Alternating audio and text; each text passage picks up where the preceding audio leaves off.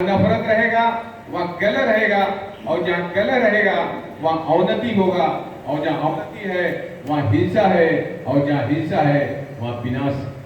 जहाँ भी सच रहेगा वहाँ प्रेम रहेगा, और जहाँ प्रेम रहेगा वहाँ भाईचारा रहेगा, और जहाँ भाईचारा रहेगा वहाँ उन्नति रहेगी, और जहाँ उन्नति रहेगी वहाँ शांति रहेगा, और जहाँ शांति रहेगा वहाँ युद्ध नहीं बुद्ध रहेगा। कुछ मनवादी लोगों ने झूठ को आधार बनाकर समाज को वर्णों में बांटा, फिर जातियों में बांटा, और इसी व्यवस्था के ऊपर अंग्रेजों के आने के बाद एक हिंदू नाम की चादर लपेट दी। अब समस्या यह है कि इस झूठ की व्यवस्था को हमारे लोग धर्म समझते हैं, दरअसल एक गुलामी की व्यवस्था है। लेकिन हमारे लोगों को गुलामी का एहसास ही नहीं है। तो किसी महापुरुष ने कहा है, गुलाम को गुलामी का एहसास करा दो, गुलाम अपनी बेड़ियां खुद तोड़कर फेंक देगा। हम आपको 5 मिनट में एहसास कराएंगे कि हम कैसे गुलाम। उसने कह दिया हम ब्रह्मा के मुंह से निकले हैं और तुम लोग पैर से निकले हो, इसलिए तुम्हारा काम है तीनों वर्णों की सेवा करना। एक महापुरुष आधुनिक भारत में पैदा हुआ जिसने कहा हमारा काम सेवा करना नहीं, फ्रीडम ऑफ व्यवसाय। अगर तुम भैंस चलाते हो, तुम चमड़े का काम करते हो, तुम भेड़ चलाते हो, तुम अगर सब्जी उगाते हो, इस सारा काम धाम छोड़ करके तुम रेलवे में नौकरी करो, रोजगार करो, बिजनेस करो, एमपी बनो, एमएलए बनो। इसलिए उस महापुरुष को हम वंदन करते हैं, भीख कर भीख गवर्नमेंट। इस व्यवस्था को आड़ी कर दिया कब? 26 जनवरी 1950 को। ये कह रहा है व्यवस्था की सारे नागरिक एक समान, और ये व्यवस्था कह रही है सारे नागरिक असमान।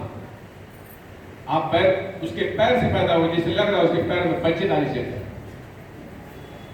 उसके मुंह में बच्चेदानी सेट है, खाते भी तो नहीं थे क्या हो? अगर वो अपने मुंह से पैदा हुआ तो अमेरिका में पैदा क्यों नहीं हुआ, जापान में पैदा क्यों नहीं हुआ, रशिया में पैदा क्यों नहीं हुआ? क्या ब्रह्मा का एरिया सिर्फ इंडिया में था?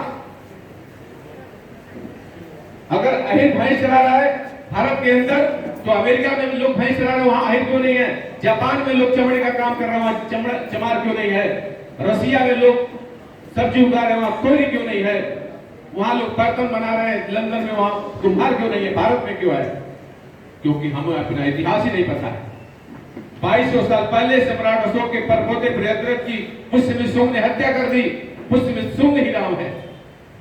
बृहद्रथ मौर्य की हत्या कर दी।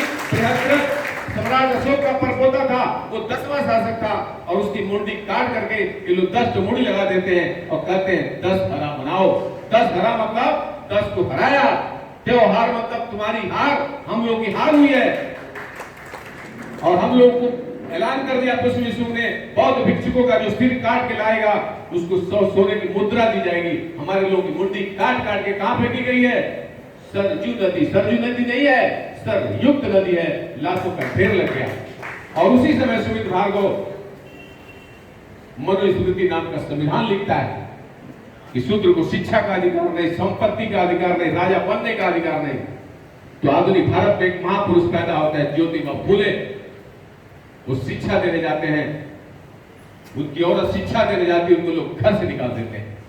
कहते हैं तुम शूद्र को शिक्षा दे रहे हो, ओबीसी एससी एसटी को शिक्षा दे रहे हो, हिंदू धर्म के तुम नालायक व्यक्ति हो। उस औरत को कहते हैं तुम डायन हो, इस धर्म में स्त्री को पढ़ना गुनाह है, तुम या तो घर छोड़ दो या तो शिक्षा दो। तो कहती है ठीक है मैं घर छोड़ देती। वो घर छोड़ देती है। उसको घर कौन देता है? पूरा का उस्मान शेख। और हमको भड़काया जाता है तुम्हारा दुश्मन मुसलमान। अगर हमारा दुश्मन मुसलमान है तो राम मंदिर ट्रस्ट के लिए विनय कटियार, उमा भारती, कल्याण सिंह ने आंदोलन किया मंदिर के लिए। उस ट्रस्ट में हमारा जो जगत को नहीं है। इसका मतलब हम हिंदू नहीं है, हम शूद्र मानता है वो। इसलिए मैं ओबीसी को कहता हूं तुम इस व्यवस्था में जब तक रहोगे तुम शूद्र रहोगे। इस व्यवस्था को लात मार दोगे, पूरे दुनिया में तुम्हारा सम्मान होगा, जैसे आज भंते साहब का पूरी दुनिया के लोग सम्मान कर रहे हैं। अगर इस भारत में बदलाव हुआ तो ऐसे लोग को आजीवन याद किया जाएगा। ये मैं तो देख रहा हूं उनको सोशल मीडिया पर घर छाड़ करके बुद्ध को घर घर पहुंचा देना है। जो प्रधानमंत्री कहता है कि हम भारत ये धरती से आए हैं, बुद्ध की धरती से आए हैं और भारत के आते ही कहता है जय श्री राम। इसका मतलब हम लोग मूर्ख लोग हैं, हमें पता ही नहीं हमारा इतिहास कौन है। जाति बना दिया, तुम वही रहो, तुम चमार हो, बंगे से छह चुपर, कोई नहीं और छह चुपर हो, यादव और छह चुपर हो। हर आदमी खुश है कि हमारे नीचे तो कोई है, मगर कोई सोच ही नहीं रहा हम किसके नीचे। धर्म में वर्ण, वर्ण में जाति, जाति में ऊंच नीच और ब्राह्मण के आगे सारे नीच। तो गर्व से कैसे कहें हम हिंदू हैं। इसलिए हमने पूरे देश में नारा लगा दिया है कि हम हिंदू नहीं हैं, हम श्रमण संस्कृति को मानने वाले लोग हैं। इसलिए अपने बच्चे का संस्कार श्रमण संस्कृति से कराएंगे, अपने बच्चों की शादी श्रमण संस्कृति से कराएंगे। ब्राह्मण जो हमको कहता है नीच हो, उसको हम घर में एंट्री नहीं देंगे। हमने जौनपुर में 25-30 मीटिंग ली, सारे ओबीसी के लोग बाबा साहब अम्बेडकर की जयंती मना रहे हैं और बिना ब्राह्मण के शादी कर रहे हैं। नहीं बनता है प्रबुद्ध भारत। हम प्रबुद्ध भारत बनाएंगे और सारा पैसा नौकरी या पेंशन का जो बचेगा ये कारगर इस तस्वीर को पहुंचाएंगे। क्या आप लोग लेने को तैयार है? हाथ उठाइए। इसमें देखिए बोध गया बना हुआ है। ये बोध गया सारी दुनिया का सबसे पवित्र केंद्र है। अपनी औरतों को लेकर जाइए, नहीं तो मंदिर जाएगी।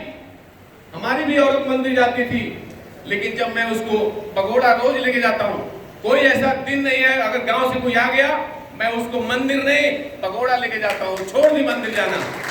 हम लोग अपनी औरतों को अगर विकल्प दे देंगे, आप कनेरी गुफा जाइए, देखिए इतनी बड़ी गुफा, कोई टीवी बताता है आपको?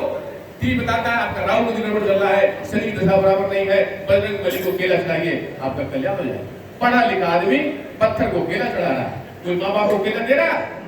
इसलिए हमने कविता बनाई, जब पढ़े लिखे ही पागल हैं तो अनपढ़ को कौन पढ़ाएगा। जिंदा बाप कोई न पूजे, मरे बाप पूजवाएगा। जिस पत्थर में प्राण नहीं है उसमें प्राण प्रतिष्ठा करवाएगा और मेहनत से जो काम करेगा वो कभी इज्जत नहीं पाएगा। राहु केतु जब है नहीं उससे भी डरवाएगा, शनि का प्रकोप दिखाकर तेल का भी सत्यानाश करवाएगा। अच्छा भाषण दे दो तो टीवी नहीं बताएगा, सोशल मीडिया एकमात्र सहारा जो दर्द मजलूम का बताएगा। ईश्वर अल्लाह किधर रहता कोई तो दिखलाएगा, और जाके कुछ बोल दो तो मारामारी पर उतर जाएगा। किधर ईश्वर है? ये देखिए शरीर हमारा हार्डवेयर है और ये दिमाग सॉफ्टवेयर है। बचपन में बता दिया ये मम्मी है, डैडी है, गणेश है, हनुमान है, ईश्वर है, अल्लाह है, तुम आई हो, कुर्मी हो, धोबी हो, पासी हो, चमार हो। ये हमारा दिमाग क्या हो गया? हैंग हो गया। अगर ये मोबाइल का दिमाग हैंग है तो क्या ये मोबाइल चलता है? हमारा भी दिमाग नहीं चल रहा। अरे कोई से नफरत करता है, कोई कुर्मी से करता है, कोई धोबी से करता है, धोबी पासी से करता है। क्यों? क्योंकि हम जाति व्यवस्था को ढूंढ रहे हैं। इसलिए कबीरदास कहते हैं एक एक त्वचा हाड़ मलमूत्रा, एक एक रुधिर एक खुदा, एक बूंद से सृष्टि बनी है, को ब्राह्मण को शूद्रा। अगर हम सारे लोग एक ही बूंद से बने हैं तो काहे का ब्राह्मण, काहे का शूद्र। फिर कहते हैं तुम जो बामन तू बमनी आया, आन रास्ता क्यों नहीं आया। अगर तुम अपने को ब्राह्मण कहते हो तो तुम अन्य किसी मार्ग से क्यों नहीं आए, उसी मार्ग से क्यों आए जिस मार्ग से हम लोग आए। अगर तुम विशेष आदमी हो तो तुमको किसी विशेष मार्ग से आना चाहिए। संत रविदास कहते हैं जस केलर में पात, पात में पात, तस शूद्र में जात, जात में जात। जिस तरह केले के अंदर पत्ता होता है, फिर पत्ता होता है, फिर पत्ता होता है, उसी तरह शूद्र के अंदर जाति, फिर जाति, फिर उपजाति, फिर उपजाति। इसलिए शूद्र की कोई ताकत नहीं होती। अरे हम तो कहते हैं तिवारी, मिश्रा, दुबे, चौबे, माल्या, मुखर्जी, चटर्जी, बनर्जी सारे मिलकर आपस में शादी कर रहे हैं, सारे ब्राह्मण सेवा कर रहे हैं, सारे क्षत्रिय मिलकर आपस में शादी कर रहे हैं, क्षत्रिय सेवा कर रहे हैं, सारे वैश्य मिलकर के आपस में शादी कर रहे हैं। और शूद्र लोग यादव सभा, मौर्य सभा, कुर्मी सभा, जायसवाल सभा। ये बताइए ये शासन करने वाली सभा है या पिटने वाली सभा है? आप लोग बताइए। तो क्या आप पिटना चाहते हैं? सारे लोग जाति संगठन खत्म या तो नहीं खत्म करते हैं तो बुद्ध की विचारधारा में चलिए, सारे महापुरुषों को घर घर पहुंचाइए, हमें कोई दिक्कत नहीं है। जब 85% के घर में महापुरुष रहे, इसलिए हम लोगों ने अपने संगठन का नाम हटा दिया है। ये बीएसएस भारतीय शूद्र संघ नहीं है। भारतीय शूद्र संघ उसके लिए है जो हिंदू धर्म को मानता है। ये बहुजन समाजवादी, ये बहुजन सुधारक संघ है। इसलिए किसी को आपत्ति होता है कि संगठन का नाम रखने से दूसरा लोग नहीं रखता है, इसलिए हम लोगों ने संगठन का नाम हटा दिया। इसलिए सारे लोग ले जा रहे हैं, मीना लोग लेके गए। जितने रेल कर्मचारी यहाँ पे राजस्थान के, आपके उत्तर प्रदेश के, बिहार के सारे लोग ले जा रहे हैं। इसलिए संगठन कोई मायने नहीं रखता है। इसलिए जाति के संगठनों से मेरा निवेदन है, आप सभाएं करिए, वहां ध्यान करिए, वहां संविधान की उद्देशिका पढ़िए और घर घर महापुरुष पहुंचाइए। हमारा नहीं पहुंचाएंगे, मार्केट से अम्बेडकर साहब को खरीद के पहुंचवा दीजिए। अगर 60% ओबीसी 14 अप्रैल को बाबा साहब की जयंती मना दिया तो मैं दावे से कहता हूं 5 साल के अंदर इस देश से ब्राह्मणवाद का नामो निशान मिट जाएगा।